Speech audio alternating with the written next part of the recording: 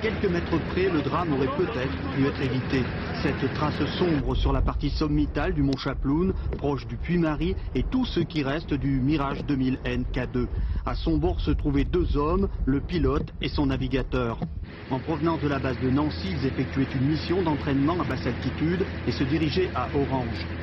Portée manquante, désir midi, c'est seulement vers 18h20 que les premiers débris ont été retrouvés grâce à l'important dispositif de recherche aussitôt mis en place.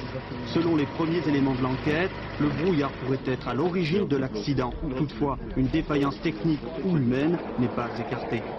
Les conditions au cours desquelles est survenu cet accident aérien étaient au plan météorologique particulièrement défavorables, puisque ici sur le site du Puy-Marie sévissait hier un épais brouillard et de fortes rafales de vent, outre une pluie diluvienne à certains moments de la journée. Avec la ronde incessante des hélicoptères de l'armée de l'air, c'est un véritable travail de fourmi auquel doivent se livrer à présent les enquêteurs. L'appareil a en effet été pulvérisé sous la violence de l'impact. De nombreux débris matériels et humains sont disséminés un peu partout sur un terrain d'accès particulièrement difficile. Une enquête qui durera probablement plusieurs jours.